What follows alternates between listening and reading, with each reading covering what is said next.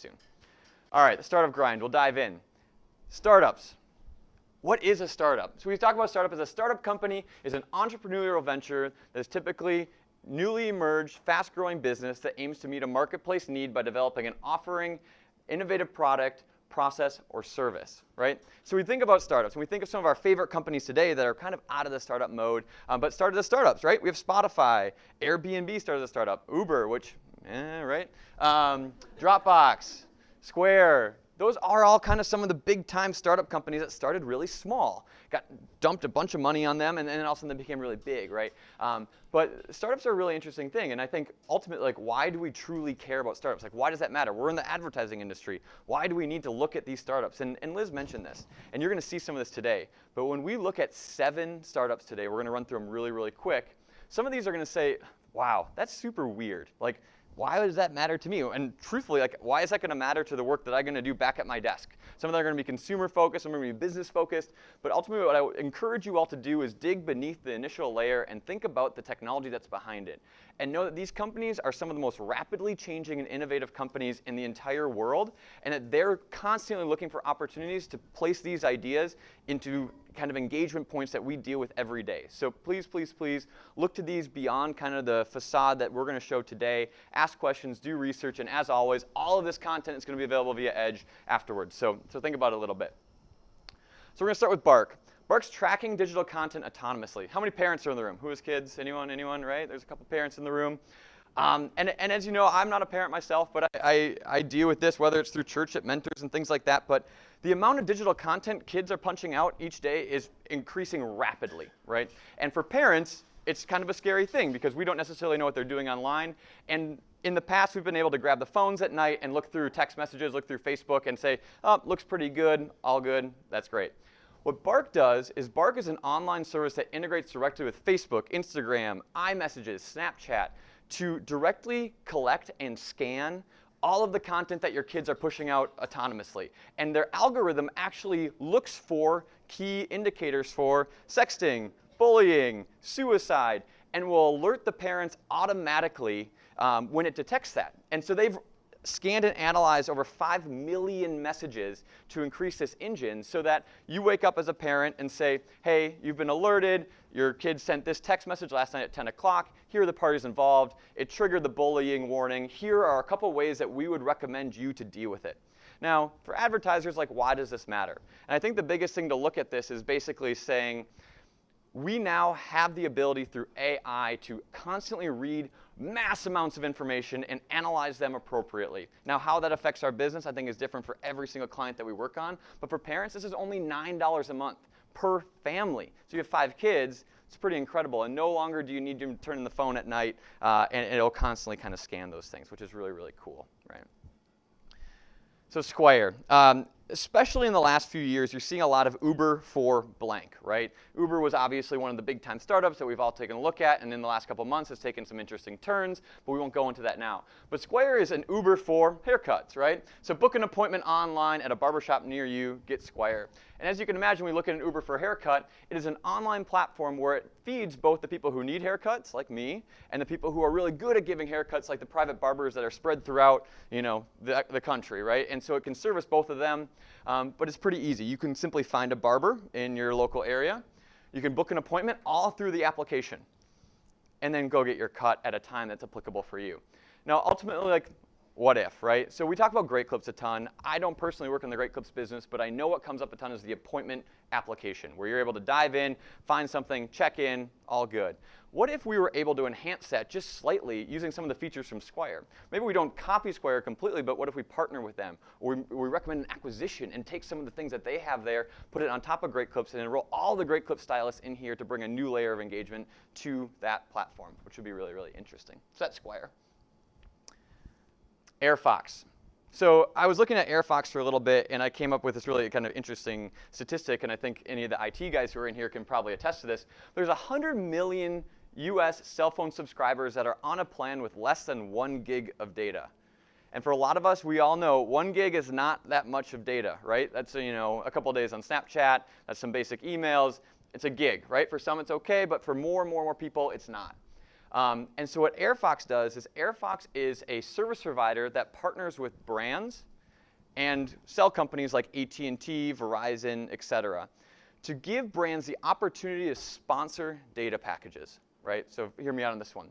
So let's say Facebook. Let's say Facebook wanted to jump on this platform and say, you know what, we're going to pay for all of the data that anyone uses on their cell phone that is on a Facebook platform. So anytime you use Facebook or Facebook Messenger, you're not paying for any data, free unlimited. You see kind of T-Mobile using this, right, with the Netflix and the streaming services, right? But as Facebook as a brand, they're able to jump in and say, hey, we're going to completely sponsor data for Facebook.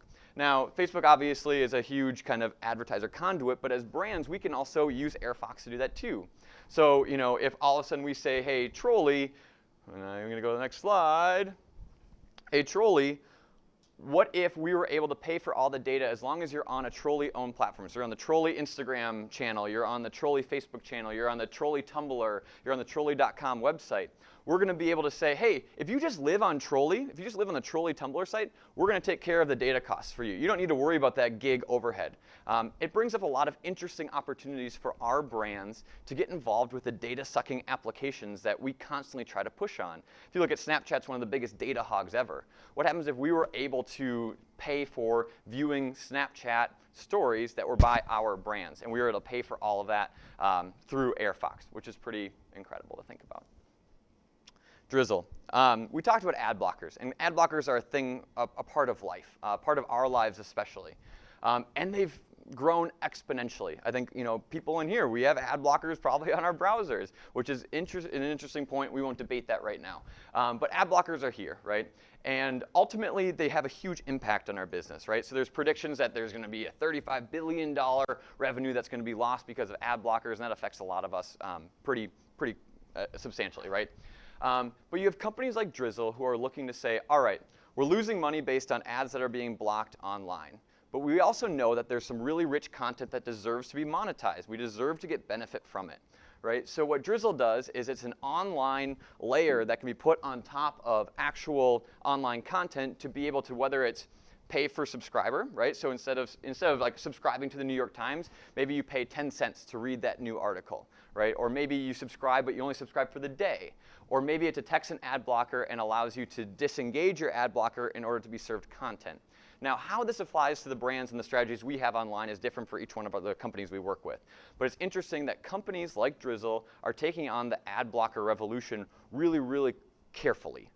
Most of this right now is pointed at people like the New York Times, like online bloggers who are being hurt because that's their revenue stream that's basically being eliminated. But for us, as we create content on these digital platforms that are being affected, we want to keep a close eye on Drizzle as we start to look at how we can start making money on some of that content.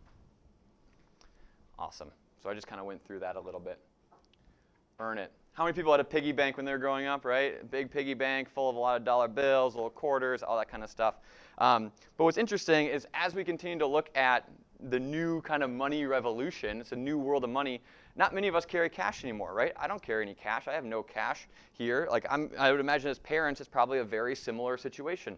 So how is money tangible to a younger audience? Like how are we actually going to create tangible forms of currency when truthfully all it is, it's not even in our credit cards anymore. It's on Venmo. It's through your Wells Fargo app. It's through these alternative payment processes that we don't even see it anymore. So basically, Earnit took this on and created this kind of IoT device that was kind of the first like digital piggy bank, right? So it's a physical device that you can set simply, on the dresser or wherever your piggy bank once stored, and it integrates directly with a children version of the application and a parent version of the application. From the kids side of things, kids can start to budget, right? So you say we get $5 of allowance, 10% of it goes to the church, right? That was my rule. And then 90% of it can go to whatever you want, right? So maybe 40% go, whatever it might be. But it gives kids this tool to actually start to plan how to use digital money, which is no longer, it's no longer kind of this sideline thing. It's a main point. From a parental side of things, you can start doing some of these more advanced online, payment features that were once reserved to these big-time banks for your kids' weekly allowance. So you have auto payments, you have one-time payments, you have gifts, and everything that you do on the application is then reflected within the digital display that is shown on this IoT kind of powered piggy bank. So kids still have that idea of tangible finances without necessarily having the dollar bills you have to keep in forever. interesting for some of our clients to think about. Even if we go beyond banking clients, we look at what else is out there that's trying to integrate within kids or spending in general. Like for trolley, like how potentially are we going to sponsor the trolley allowance, right? Which would be interesting. Arena. So sports are more fun when we chat in the moment. We were just talking about Minnesota Twins for the last couple of weeks, and we always look to kind of figure out how to bring the experience in stadium to another level, specifically with that client, but for other clients as well. We've done stadium sponsors with a lot of other brands too. But Arena, basically what this is Arena is a digital platform that comes to life in stadium and through live streams of the actual sporting event. And it provides fans there the opportunity to create kind of their own social network as they're sitting watching the game. So we've all seen, pictures of all the fans. The phone is now your second screen, right? The phone is the second screen as you're watching the baseball game, as you're watching the football game, whether you're on ESPN or not. But what Arena does is an online platform that allows you to stream alternative points of view. So maybe you're looking at views from the dugout or views from home plate as you're actually watching it live. You can chat with all the people that are there or chat with a private group based on kind of how you would like to organize that. But it comes to life in stadium, which is really crazy. The other thing, too, is it coordinates with live streams as well. And so for the Minnesota Twins, we were talking about some interesting ideas. Maybe you don't have the best tickets, but we can also put cameras in the dugout, at home plate, on first base to give people on their phones or give spectators on their phones an interesting point of view when they're in stadium rather than being in the very top deck. The other interesting thing, too, is that as we continue to engage more, they don't necessarily need to engage just with fans. You can engage with sponsors or concessions or the team, whatever you'd like to do. So we can see some interesting ways not only for our sporting brands like the Minnesota Twins to come to life, but for other brands that have potential stadium activations, or how can we become this really integral sponsor of sporting events, which could be really cool. All right, got two more. And I always had trouble pronouncing this next one. I'm going to call it Pomika? Pomika, we'll say that. What's been interesting is that for a lot of our brands, we've been investing really heavily into social platforms. We just had this conversation with Trolley. Why do we need a .com? And we've put so much money and we're so successful in Instagram and Snapchat and things like that. But what the challenge of some of those are is that we're constrained to figuring out how does that necessarily lead to an actual purchase, right? So as we're trying to build content for Instagram, how are we actually showing that that's going to have an effect on the people who are actually purchasing the product? What Pomika does is it makes Instagram shoppable. And so what's interesting is that the application pairs directly with your Instagram account, and then you go ahead and authenticate it. And every photo that you like goes through the engine. And I have a little example of what this is, right? So you're on your Instagram account, and I really like that dress and that hat and that bag. I think they're great. I'm going to go ahead and like this. And I can then go ahead and open the application. What the engine actually does is it's going to use image recognition to scan the actual image that I liked. It's going to pull it in, it's going to scan it, and it's going to pair me with the actual products that are seen in that photo to online e-commerce opportunities. So I don't necessarily need to know what my favorite celebrity was wearing. I don't need them to tag anything in the description. I can actually just use this application. It's going to scan the image. It's going to say, hey, Kanye was wearing those really cool leather pants that I bought, or Kim was wearing that really awesome dress that I'll go any further. But what this app does is it uses image recognition, scans it, pairs it with online e-commerce opportunities to basically build that bridge where you're able to actually purchase the products you see on Instagram with only a few taps. For our brands, you can imagine the opportunity here. Now, this is in a really early beta, but because of image recognition, we had this really interesting way to pair the two when we used to have to say, link in bio or try to link things out and link things other places. It just didn't work. So we're able to do all that here with this application. Talked about so what, not necessarily just clothing.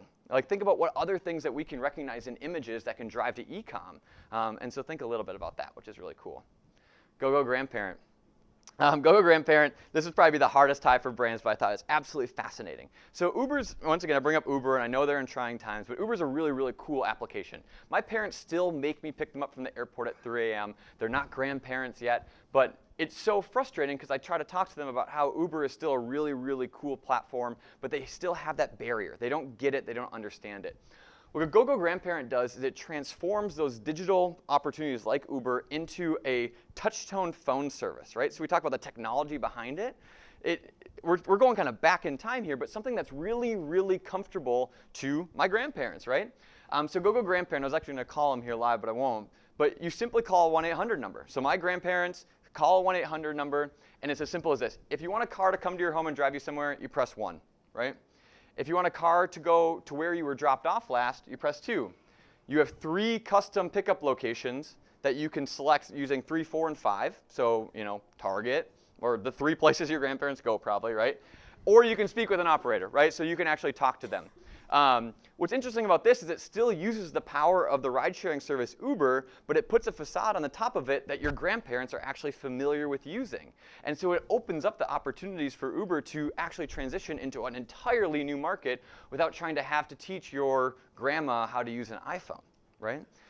Which I think is absolutely fascinating. The other really cool thing is that their kids or whoever's looking after your grandparent who needs to be in the know can also get text message alerts based on when they're being picked up, where they're going, when they get dropped off, etc. And that's the example that you see over here in the left or on the right that shows exactly how this kind of integrates within all of the people involved within this, which I think is really cool. Ultimately, it's a huge opportunity as we continue to look to the seniors that are growing and how we're continuously saying, hey, tech is all good and great, but we also have to look at the users that we're trying to target, right? So we might not necessarily just put all the bells and whistles into an application and think it's good. We need to start looking at actually the demo that we need to target and the need state to figure out what is the user interface that we're building for. All right, last but not least, QOP. So QOP, and we see a little bit of this, and we're doing a couple reports for a few new business pitches and things we've done from JCPenney before too. But how is actually the physical retail experience jumping into the next world? Like how, e-com has expanded so far and continues to go, but like this physical retail experience continues to like kind of be this lagger and fall behind. So QOP is a company that provides these smart anti-theft security tags that lock upon payment. So what it does is you put these security tags. You see those really ugly ones that are sitting on your sleeve. They have ink in them, or they alarms. What QOP does is it provides those tags, but the tags actually have a little code on them. And as a customer, I'm able to quickly enter that code into whether it's their app or their engine built into a retailer's app, and I'm able to pay right sitting with that tag using Apple Pay or using whatever payment I'd like on my phone. The second that the payment is received, the tag will then be unlocked. So customers will then take the tag off, throw it in a box, and walk out of the store, which now we're connecting physical goods with digital payments, but we're also taking care of security. So we don't necessarily need to worry about a bunch of people just walking out saying, I paid with my phone, don't worry about it. Without actually using any store employees, we're able to take care of the security of the goods by simply having the system acknowledge that that specific tag is good to go to be unlocked. It unlocks, you throw it in the bin, and you walk out. A really cool technology that's being used. And it's interesting as we look to this, it's like how are some of our more traditional retailers, how could they use this in interesting ways? So we looked at a few things. Once again, real fast, but I have a couple minutes for questions too. So we looked at Square, we looked at kind of the Uber for hairstyle, right? We looked at Bark, we looked at AI engines tracking mass amounts of data, specifically for kids to keep them safe, right? And having parents give new tools to kind of monitor that. We looked at AirFox. We looked at this solution that is sponsoring data packages, so branded data packages to take care of people's somewhat meager data plans. We looked at Drizzle, a new interesting way to get around ad blocks. And we looked at Earn It, a way to bring new money into kind of the allowance world. And finally, we looked at Arena, sports, social networking, Pomika looking at scanning Instagram content to be able to bring them right to an e-commerce situation, GoGo Grandparent, Uber for old people, and then QHop bringing some IoT tech and bringing the digital world into physical retailers to make that connection. So there's a few ways to continue to stay up to date with startups. And I think there's a group in here, and we love to stay on top of this. Now, if statistics continue to show, a lot of those guys will be gone, right? It's just like new businesses. They're going to shoot it out there. They're going to get a bunch of money, hopefully, and we'll see how long the runway lasts for them. ProductHunt.com is an awesome website to go to each and every day that lists mostly digital products, but lists the kind of top couple products that come out that day. We actually did a report in early January about the Target and Techstars, which is a startup incubator partnership. So they had 10 startups sit at Target over the summer and be kind of incubated within that retail space. And we did a focus on each one of them kind of through their progression of that program and where they are today. And we actually met up with a few of them at CES as well, which was a lot of fun. So that's available to download on Edge. It's a really, really cool retail-focused startup report. And then Beta MN, this is just one of many kind of Minneapolis-based startup organizations. And a group of us are actually going to what's called the Showcase next Thursday, which is a group of about 10 or 15 startups that are sitting kind of in this huge room. It's actually going to be at the machine shop. And you can go around and you can meet the founders and you can vote for the startups that you think are the most applicable. And you kind of vote with these coins. It's really, really fascinating to see super early tech startups and being able to actually talk to the people who are making them. So there's a group of us going on Thursday. If you want to come with us, please, please don't think that you have to be in a certain department to do it. Everyone is welcome. We should all be hanging on to that. As always, everything is available via Periscope Edge. So I have about a minute, and I cruised really fast through it. I'd love to hear any questions that you guys might have. Anyone? When people start approaching like a digital platform but have a really physical space, how do you speak to your client about how it won't cannibalize some of the business? Like with the sports app where they want to get people to seats, but now this app shows you like a really cool view of the field. Maybe I don't want to come to seats anymore. How do you balance that? That's a super great question because we run into that a lot. And I think in the early stages years ago when like e-com came along, they're like, oh, we don't want to do too good of an e-commerce or we don't want to do too good of a tool because they're not going to come into our retail store and that's where all our money is. I think it's interesting. In the retail report we did last week, there was a couple applications that were designed specifically to enhance the retail experience physically, right? So it integrated within the shopping experience. It didn't necessarily replace it. But I think it's important to look at how those types of things can actually enhance it rather than completely replace. And so maybe it's not, maybe we don't give full live stream, but maybe we give, you know, a live stream of the dugout, something that only, you know, you'd be able to get if you were on that platform, rather than saying, hey, we're going to give you the live stream of the entire game. You don't even need to sit down, right? So, cool. What are the capabilities of that physical digital piggy bank? Like obviously all the touch points are on the app, but what can the actual piggy bank do? So it's got a display on the front of it, and so it's got an LED ring and then a display. And the LED ring will show you the percentage that you are towards your overall budgeting goals for the kids, so they can see how close they are. And then there's certain things that can be read out based on like, what's your balance in your piggy bank? So kind of making that kind of money tangible to them as it sits on their. They don't necessarily need to like go into an app and look how much money they have. They can kind of see that as a day-to-day interaction, which then puts the value back on the tangible money that we've kind of lost with digital payments. From an internal Periscope perspective, if I see an opportunity with something, am I reaching out directly to you or which department to start to develop a POV for my client? That's a great question. So we can provide POVs, so that's something myself and Paul and the group can take on for you. What's interesting about startups is usually the teams that are running startups are incredibly accessible because they want to talk to you. They're looking to grow, they're looking for new opportunities. So how we handle that would probably be on a case-by-case basis, but we can find the best way to connect. Yeah, definitely, thank you. Cool. Thanks again for coming, guys. Really appreciate it. We'll be hanging out for a little while. So.